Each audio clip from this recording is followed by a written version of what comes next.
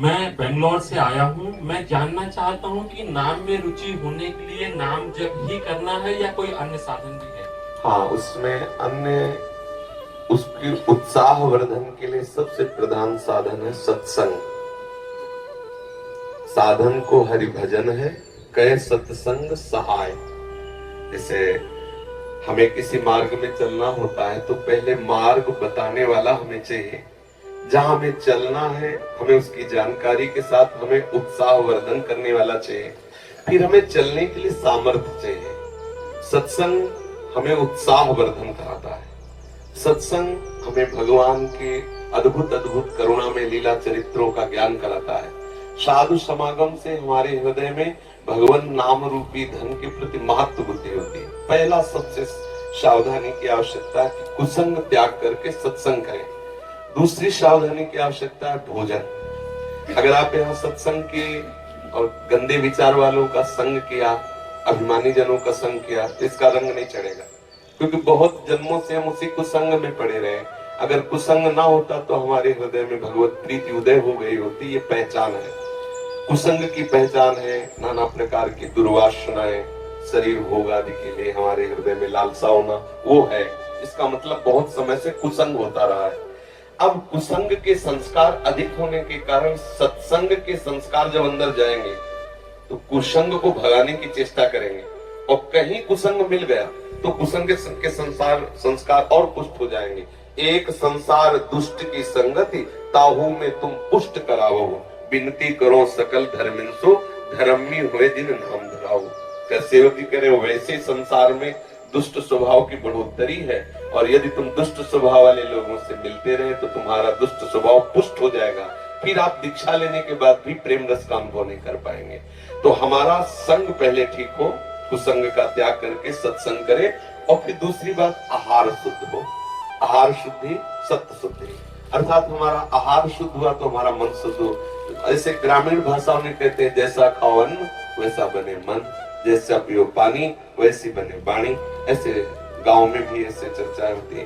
तो हमारा अन्न ठीक होना चाहिए, भोजन ठीक होना चाहिए। सात्विक भोजन भगवान को अर्पित करके, प्रियालाल को अर्पित करके पाया जाए। साधु समागम किया जाए, शास्त्रों का स्वाध्याय किया जाए। भगवान शंकराचार्य जी ने साधन पंचक का दान किया है। उसमें से आगे आगे के 5 शब्द हम बताते हैं। पहला है वेदो नित्यमधीयताम, दूसरा है संगा सत्सु निधीयताम, तीसरा है महावाक्यार्थस्य विचारिताम, चौथा है क्षुद्र व्याधित चिकित्सिताम, पांचवा है एकांते सुखमाश्रिताम तथातो ब्रह्म जिज्ञासा। पहले का तात्पर्य है कि जो भगवत प्राप्ति करना चाहता है उसे शास्त्रों का स्वाध्याय अनिवार्य। यदि पढ़ा लिखा नहीं है, जहाँ शास्त्रों का गान होता है वहाँ सुनना चाहिए। श्रवण से भी पठन का लाभ प्राप्त हो जाता है। श्रवण और पठन का एक ही फल है। सेवक हरिवंश महाप्रभु ने कहा, श्रवण सुनत प्रापक रति राधा पद अम्बुज सुकुमार। यदि हम प्रियालाल की चर्चा सुनते रहे, वाणी सुनते रहे, तो हमें प्रियालाल के चरणों में प्रेम हो जाए। वेदो नित्य मधीयताम, शास्त्रों का हम नित्य स्वाध्याय करें या श्रवण करें।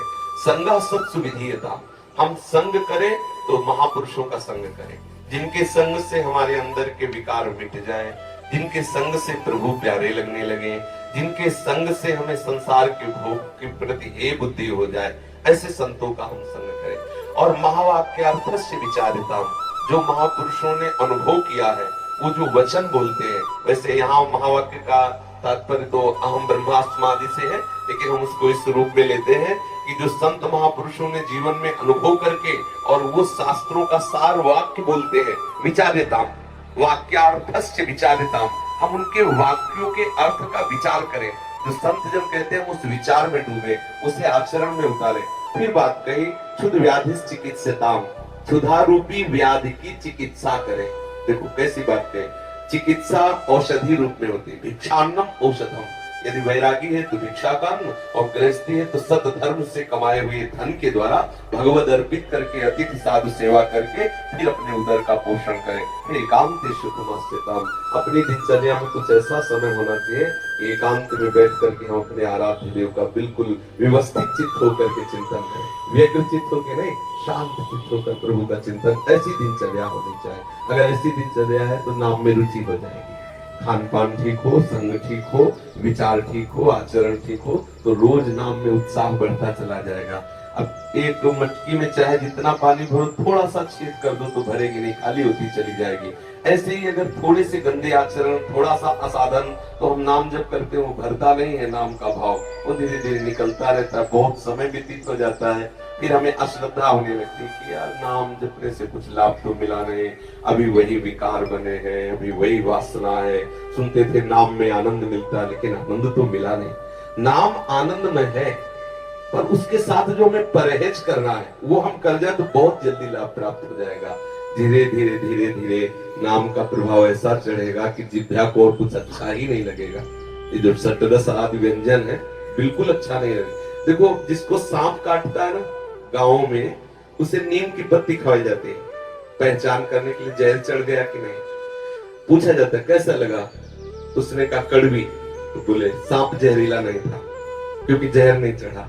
और अगर उसने बोला कि नीम की पत्ती मीठी, तो बोले बस सांप का जहर चढ़ गया। संसार कैसा, दुख खा ले हम, बोले नहीं मुझे सुखी ले, सुखमय लग रहा है, बोले जहर चढ़ गया। ये काल रूपी सर्प का जहर चढ़ गया, क्योंकि विषय मुझे जो दुख देने वाले वो सुख में लग रहे हैं।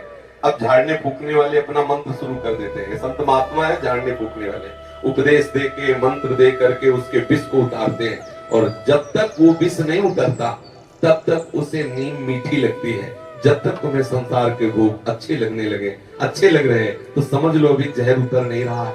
बराबर मंत्र जाप करते रहो, बराबर सत्संग करते रहो, और जहां जहर उतरा तो राधा नाम सुधा रसम रसी तुम जिह्वास्त में पियो। आंखों से आंसू आएंगे, जिह्वा से नाम निकलेगा, रोम रोम खड़ा हो जाएगा। ऐसा नाम महासुखमय है, पर हम अभ्यास करते रहे। जिन संतों को स्वाद मिला नाच नाच करके जगत को पावन कर दिया, हरि यश गा करके, इसलिए नाम जापक को चाहिए कि भोजन और संग दो पर दृष्टि रखें। भले उपवास करना पड़े, अशुद्ध अपवित्र जिसे हम जानते नहीं, जिसके चरित्र को हम नहीं जानते, उसके हाथ का ना पावे। पता नहीं कौन से आचरण करके कैसा लाया है भोजन, वो हमारी बुद्धि को कैसा प्रभावित कर दे। ये अगर दो बात ध्यान नहीं, संग और भोजन, तो हमारा भोजन बढ़ता चला जाएगा।